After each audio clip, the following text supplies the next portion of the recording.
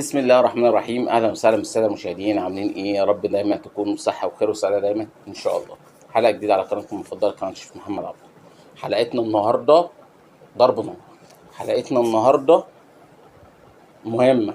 حلقتنا النهارده فيها كوارث. حلقتنا النهارده فيها ضرب نار للصبح. حلقتنا النهارده اجباري هتتفرج عليها، اجباري هتسمعها لحد الاخر، عشان صادفني من كام يوم على احد الجروبات بتاعتنا حد من اصدقائنا والناس المحترمه رفع منشور هيظهر قدام حضراتكم دلوقتي، وبيقول الكلام اللي حضراتكم هتقروه ده. انا مش عارف ليه ولا بناء على ايه ولا ايه السبب ولا لكن قبل ما نخش في الحلقه، انزل دلوقتي اعمل اشتراك بسرعه، وما تنساش تفعل كمان زر الجرس عشان يوصلك كل جديد. كمان انزل سيب لي رايك تحت في التعليقات، عشان ده الفيديو الوحيد اللي لازم حضرتك تسيب لي رايك فيه. الناس اللي بتخش تشاهد وبتمشي ايه، وحشتوني، عايز اشوف لكم اي حاجه. يا جماعه انا بتعب في الفيديوهات، وبتعب في المونتاج، وبتعب في رفع الشغل، وبتعب في اختيار المواضيع.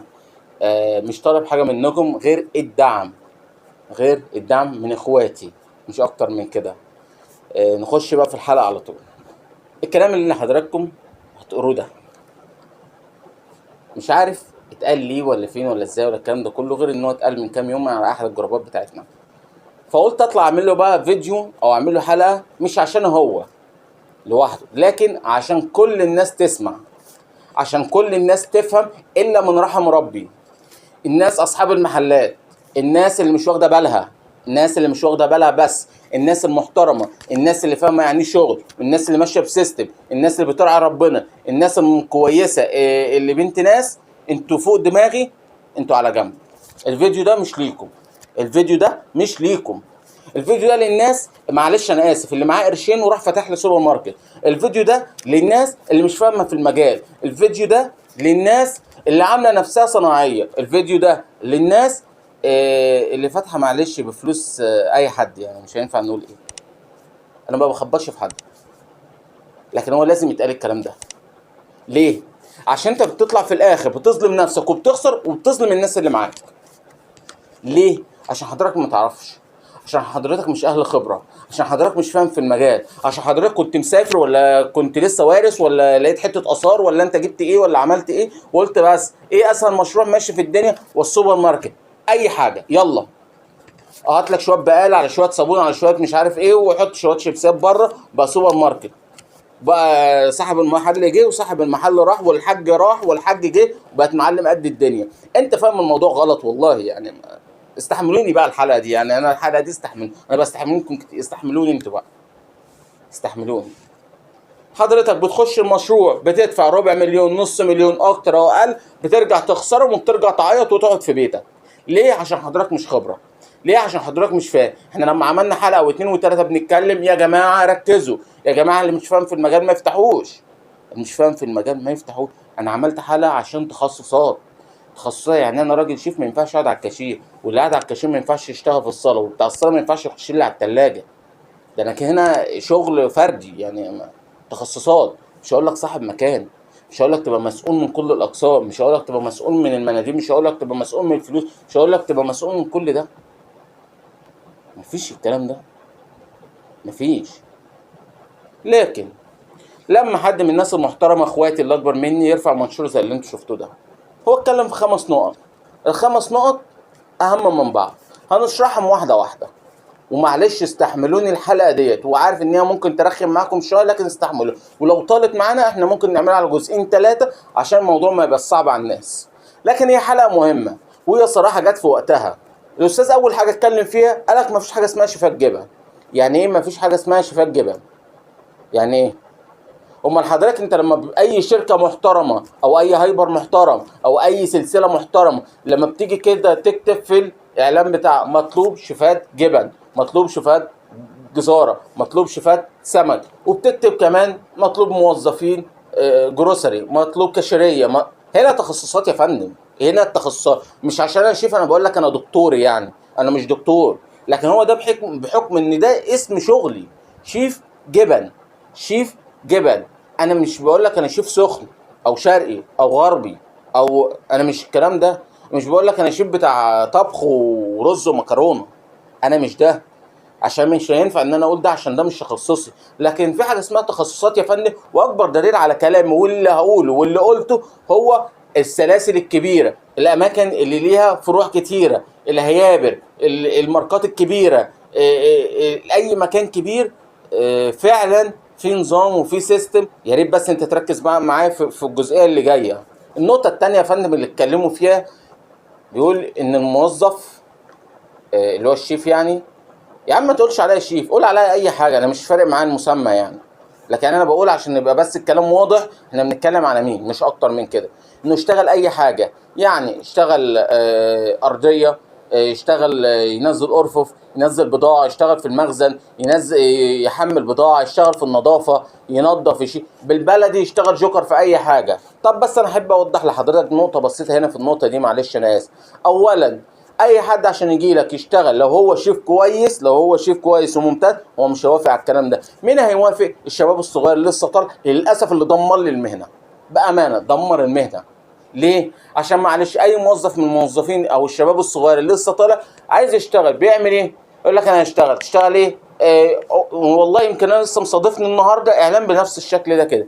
انا شيف جبن، شغال شغال في الصاله، وشغال اكسباير، وشغال على الكاشير، وشغال كول سنتر.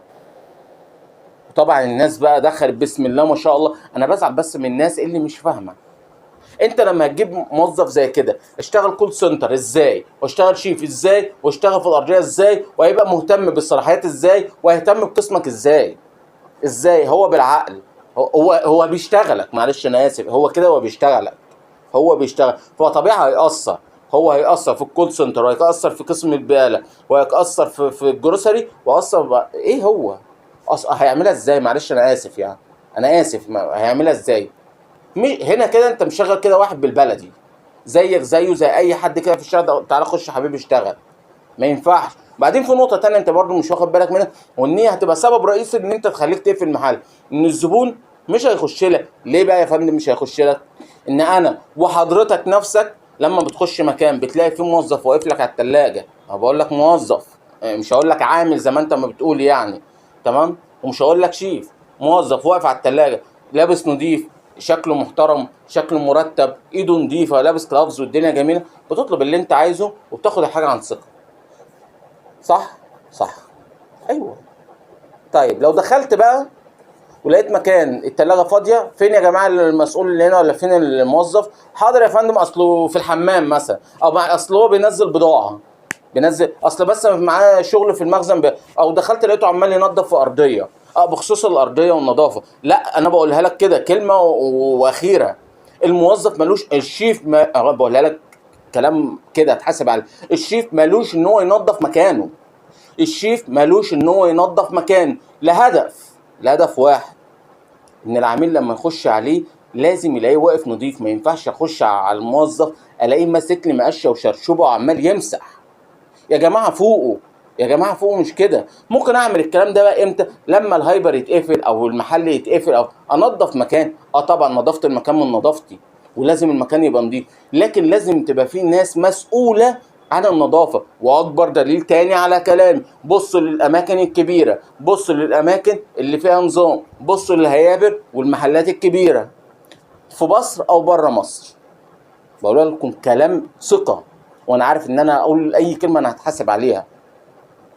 لكن لما يبقى وقت المحل مقفول، نظف يا باشا مكانك، ما بقولكش لا. لكن انا ما ينفعش زبون يخش عليا يلاقيني واقف عمال احط في كلور وامسح واشيل واحط ايديا وسخه وعمال اشيل في الزباله والله العظيم انا واحد من الناس لو دخلت لقيت المنظر ده ما هشتري منك. هاكل ازاي يا فندم؟ افهم، احنا شغالين في جبنه ولانشون بالبلدي، احنا شغالين في جبنه ولانشون. المنتج بيتاخد من ايد الموظف، بيتاكل، يعني انا مش بغسله ولا بغليه ولا بحطه على النار. لو ما كانتش النظافه مليون المية ما ينفعش، ما ينفعش. بعيد عن اي حاجه، الموظف اللي هيجي لك هيشتغل كل حاجه ده والله العظيم هيعكل لك الدنيا، وانت اللي هتخسر. وارجع تاني، وانت اللي هتخسر، وانت اللي هتشيل، وانت اللي بعد كده تقول يا جماعه الحقوني يا ناس الدنيا خربت معايا، وعشان حضرتك انا اسف معفن. عشان حضرتك بخيل، عشان حضرتك مش فاهم، عشان حضرتك مش عايز تفهم. معلش انا اسف، اليوتيوب دلوقتي ما خلاش حاجه، الميديا ما خلتش حاجه، عم جوجل ما خلاش حاجه، ما خلاش حاجه في الدنيا. انت لو عايز تجيب اعراض صيني هتجيبها. انت حضرتك لو عايز تتعلم، هتخش، مش شرط انا اركني انا على جنب، في كتير طالع بيشرح وبيتكلم، في كتير طالع بيشرح وبيتكلم وبيقول إدارة المحلات بتبقى ازاي تعمل سيستم للمكان، ايه هو النظام، ازاي تفتح سوبر ماركت، ازاي تعرف تجري، ازاي تاخد فلوس من المحل، ازاي اعرف انا كسبان ولا خسران. اي حاجة عايز تعرفها في مجالك خش على جوجل، خش على اليوتيوب واعمل سيرش، هتلاقي بدل الفيديو 100 فيديو، 100 فيديو. ده لو انت عايز تتعلم، لكن انت مش عايز تتعلم، انت عايز توفر. بقت بتوفر من فلوسك، بتوفر من العماله، وبقت انا اسف يعني بخيل، والزبائن عماله تقع منك وشويه وبتقفل. وده اللي بيحصل عند اغلبيه الناس، وده اللي حضراتكم اكيد عارفينه كلكم. فهنا انت لازم تقف مع نفسك وقفه. اللي انت بتقوله معنى كده ان انت فعلا بتعمل كده، الكلام ده غلط. لازم عندك حته تخصصات، الشيف والجروسري والكاشير والكول سنتر ومحضر الطلبات والدريفر. وحضرتك صاحب محل يعني صاحب محل. ما ينفعش حضرتك تخش تقف على الثلاجه، انت صاحب محل. مش عشان انت بتتنك، لا انا ما بقولش كده، لكن هنا لازم يبقى في حته تخصصات يا فندم. انا عارف ان انا رخم بس استحملوني يا جماعه معلش. في حاجه اسمها تخصصات. لازم كل واحد يشتغل في التخصص بتاعه، عشان لما تظهر مشكلة في المكان ده اعرف احاسب مين. يا راجل ده احنا بتوصل معانا التفاصيل لدرجة ان القسم بتاع الجبن لوحده، ثلاجات الجبن لوحدها اتعمل لها جدولين. يا فندم جدولين. ليه جدولين؟ جدول حضور وانصراف وغيابات، تمام. الجدول التاني جدول شغل، متقسم الشغل يا فندم. انا مثلا عندي 13 بند 14 بند بيتعملوا معايا في القسم كل يوم، بما فيهم الثلاجات، بما فيهم الاكسباير، بما فيهم البضاعه، بما فيهم درجات التبريد، بما فيهم كل حاجه. بيتقسموا يا فندم على الشفتين، بيتقسموا على الثلاث ورادي زي ما بيكون المكان ما هو شغال يعني. وبيبقى معمول جدول الشفت الصباحي عليه مثلا تقطيع الرومي، تقطيع الشيدر، الاستوكات كلها مع نظافه ثلاجه واحده مثلا كذا، او عمل السلطات او الشفت التاني عليه 1 2 3، الشفت التالت عليه 4 و5. ليه بقى يا فندم احنا بنعمل الكلام ده؟ هو اكيد بقى مش تناكة ولا زياده مننا ولا ان احنا بنحبكها يعني زي ما بسمع من بعض الناس والكلام ده يعني. لا، عشان لما تظهر مشكله مثلا في السلطات، حصل دلوقتي زبون جالي واشتكى من السلطات. طيب هخش يا محمد يا عبده، دلوقتي في زبون اشتكى من السلطات. لا يا استاذ فلان، ده انا امبارح كنت اجازه. لا، ده زميل احمد هو اللي اشتغل امبارح. ونيجي نتكلم زميل احمد يقول لك لا يا استاذ فلان، ده مصطفى صاحبنا هو اللي اشتغل اول امبارح، فانا جيت رحت مكمل عليه. ونيجي لا يا باشا، ما انا كنت شغال على وتقعد بقى تلف الدايره كده، تقعد تلف في الاخر هتطلع من الموضوع مش فاهم حاجه، وتبقى زيك زي انا اسف، وما وصلتش لحاجه. طب احنا بقى عشان نمشي بالجدول اللي احنا عاملينه، مثلا احنا عندنا دلوقتي مشكله في ثلاجه مثلا او في درجه التبريد، والثلاجه مني كلها باظت. هاجي حاسب، انا مش هسال مين اللي عمل، انا هخش ابص على الجدول. شفت صباحي، شفت ده بتاع الشفت التاني. مين اللي شغال بقى في الشفت التاني؟ مثلا محمد عبده وموظف تاني. تعالى لي، مين المسؤول عن الورديه دي؟ محمد عبده. تعالى لي يا عم محمد، في 1 2 3، وانت اللي هتشيل الجزء ده، او انت اللي هتشيل ده، او انت اللي هتبقى مرمي عليك المسؤوليه. هل بقى محمد عبده هيقدر يتكلم؟ مش هقدر. ما انا هتكلم ازاي؟ ما دي تخصصي انا، وده لشغلي انا، ودي مسؤوليه مني انا، وانا كمان اللي ماسك الورديه. انت وصل لك بقى المعلومه؟ فهمت كده؟ فنتكلم بقى بصفه عامه. هنا انت كحضرتك صاحب محل، كسبت ولا خسرت؟ طب حضرتك ريحت دماغك ولا شغلت دماغك؟ طب انت كده تعبت ولا استريحت؟ انت ريحت دماغك واستريحت نفسيا وكسبت، وعارف تدور دنيتك بصوره كويسه وماشي بنظام وراجل محترم ومفيش اي مشكله، وفي نفس الوقت ما ظلمتش الكل. ليه؟ عشان في بعض الاماكن لما يظهر مشكله الكل بيقول لك، مش انا، بيقول لك بس مثلا في 1000 جنيه على العجز، او في مثلا 1000 جنيه مشكله، اضربوها على الاستاف اللي شغال كله. طب انا واحد من الناس، انا مالي؟ او انا اللي صاحب المشكله، زمايلي الباقيين يشيلوا ليه؟ يشيلوا ليه؟ حرام ولا مش حرام؟ يبقى انت كده حرام عليك، وانت بتجازي ناس ما لهاش اصلا اي ذنب في الموضوع، وبتبقى انت حضرتك سبب في مشكله ما بين الاستاف وما بين بعض. اه، ما هو انا واحد ما عملتش حاجه، فابتدي اتكلم مع زميلي، فزميلي يقول لي لا ما هو انت عملت، لا وحصلت مشكله. انت اللي خسران، والله العظيم انت اللي خسران، انت اللي خسران. افهم، وما تقعدش تقوح على الفاضي، ما تقاوحش على الفاضي، عشان انت لو مش عايز تفهم، انا اسف، اقفل الفيديو ما تكملوش، ما تكملش الفيديو. انا مش مستفاد اي حاجه من الكلام اللي انا طالع اقوله ده، ومعلش انا اسف، انا بستحمل كلام يمكن ربنا يعلم ما حدش بيستحمله. ليه؟ وانا خدت ايه من حد ولا استفدت انا ايه؟ ولا اي حاجه. لكن بما يرضي الله لما بشوف حاجه بطلع اتكلم فيها، ده غير شغلنا الاساسي طبعا. النقطه الثالثه